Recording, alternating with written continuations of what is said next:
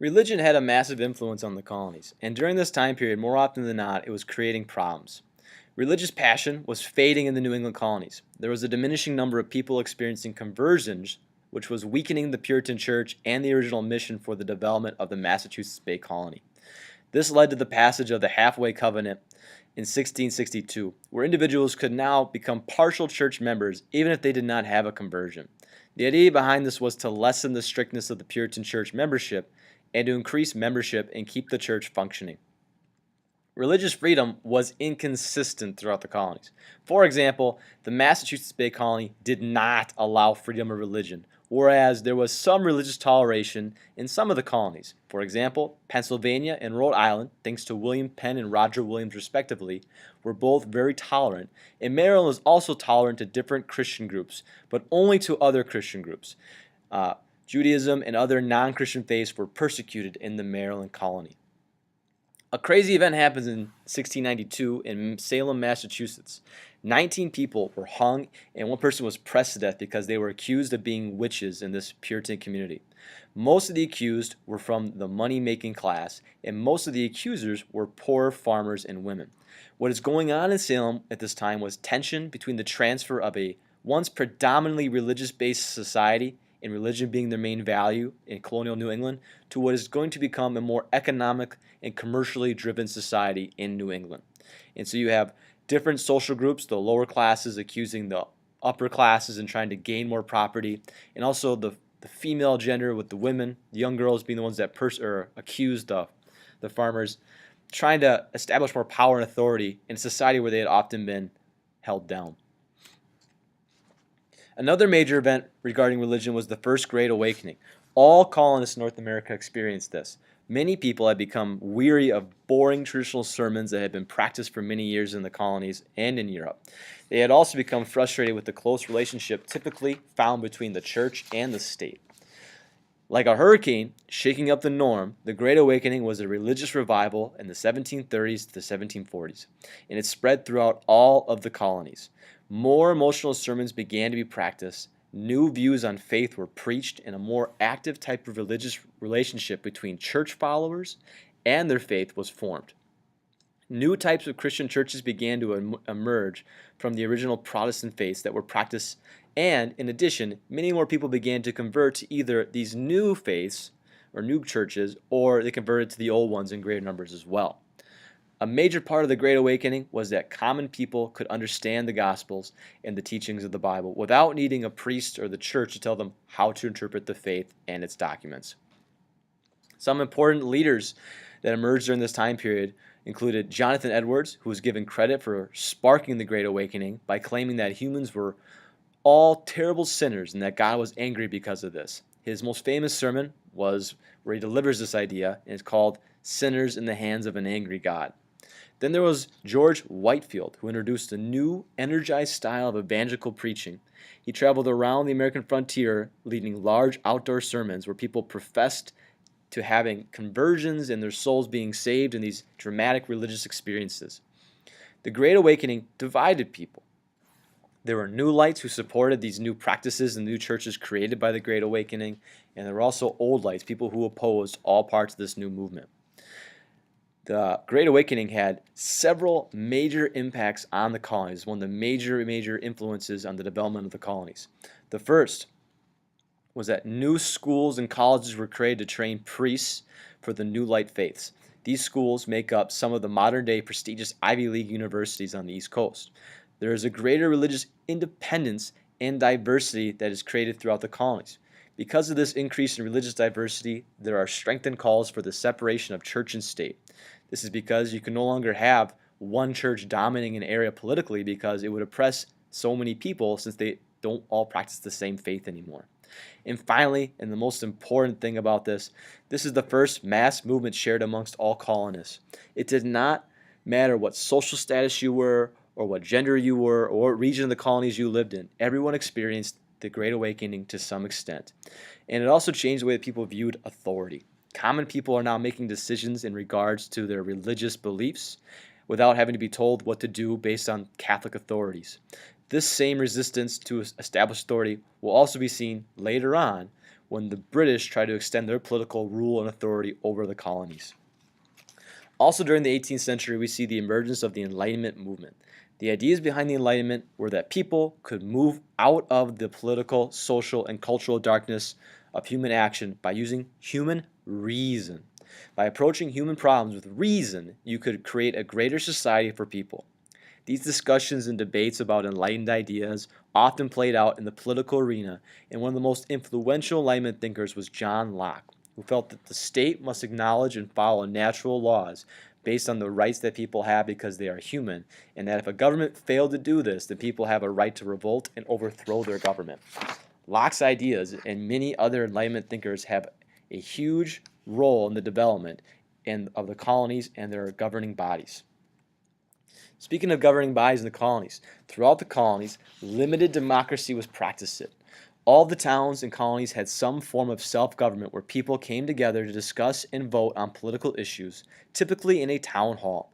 However, even though all colonies met and debated political issues, not everyone in the colony could participate in these discussions in local legislatures. There were typically gender, property, and sometimes religious qualifications to be a participant of these limited self-governments.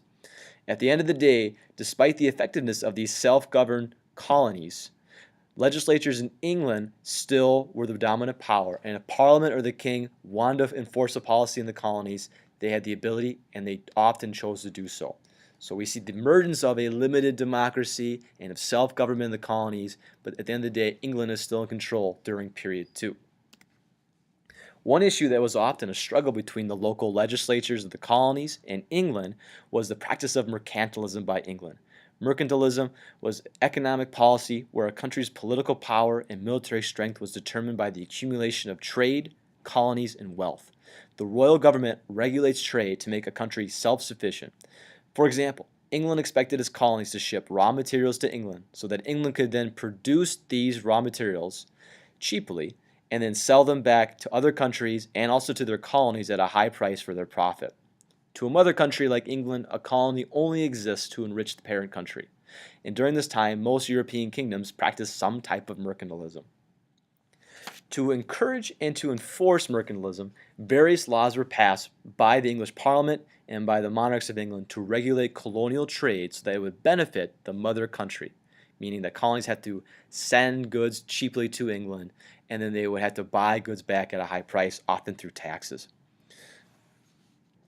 Because the goals of colonists, who were hoping to increase their standard of living in the colonies and become wealthy themselves, differed from that of the king and from Parliament, which was to just make as much money from the colonies as possible, there was often conflict between these policies and these laws, and the colonists would try and find ways to ignore or avoid them.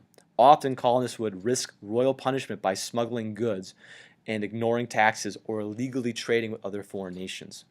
Luckily for the colonists, though, English leaders were typically distracted by their own wars, such as civil wars or the Glorious Revolution, or with wars with the rest of Europe, that they often ignored the enforcement of their own mercantile policies.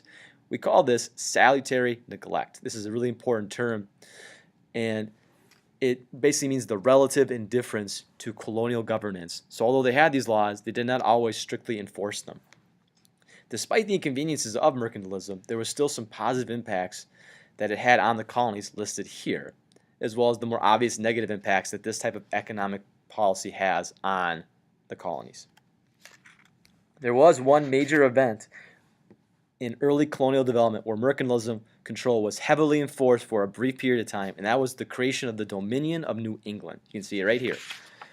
England attempted to integrate its colonies into larger states so they could be easier governed. The first time they attempted to do this was to take the New England colonies and to combine them into one dominion or larger colony or state known as the Dominion of New England.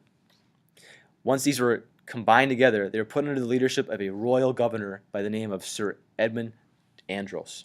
Andros was hated by the colonists for his corrupt policies and just for his harsh rule, levying taxes, getting rid of town meetings, so limiting the voice of the colonists, and taking away lands for people who opposed him. He was so widely hated that the moment that the colonists in England had a chance to overthrow and revolt against him, they did. This took place during the Glorious Revolution, when in England, Parliament overthrew the corrupt Stuart kings that they despised and brought in William and Mary, two monarchs from outside of England to become the new monarchs of the royal family. So they had a revolution with very little warfare and violence, and they replaced the government. The colonists felt the same way about the dominions of New England, and so they revolted and they actually chased Andros out of the colonies. And during this time of enlightened ideas, this brief moment, England did not harshly punish the colonies for destroying the dominion of New England and chasing Andros out, and the dominion ended. As a result, salutary neglect returned to New England colonies until the French and Indian War. During this time period, distinct folkways and cultural practices began to develop in the colonies. Initially, the colonies had very little cultural ingenuity or new developments, but by the end of period 2, there was a distinct colonial culture. You can see in the architecture, so kind of take notes here, their painting styles, and the kind of reading that took place. Newspapers were super important, and the bestseller, the Farmer's Almanac, created by Benjamin Franklin, also was widely distributed throughout the area. New forms of entertainment, such as bars and billiard rooms, were being practiced, and some innovations, although very few in medicine, were taking place. And science was still very much a backwards development in the colonies as opposed to Europe. Know some of these examples of distinct colonial development. It's also worth noting that some of these things, like some newspapers and the style of housing and clothes and the type of art, were borrowed from England, and they still heavily resembled English practices of culture. Which takes us to our last slide. Even though the colonies began to develop distinct social, political, and economic practices from England, there was still lots of English influence on the colonies. And we call English influence Anglicanization. Anglican meaning the dominant faith practice in England, and how England still greatly influenced the colonies and their development socially.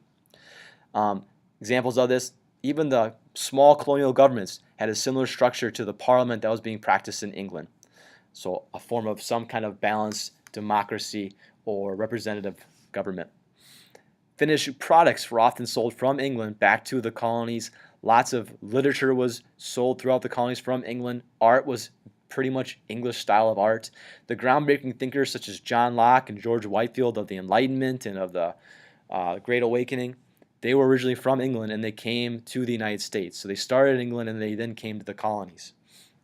Mercantilism was created to control the economic development of the colonies, and the Dominion of New England was another attempt to try and control it economically and politically. So despite all these new developments in the English colonies as far as how they saw themselves and their society, England still had a lot of influence over the development and culture of the area.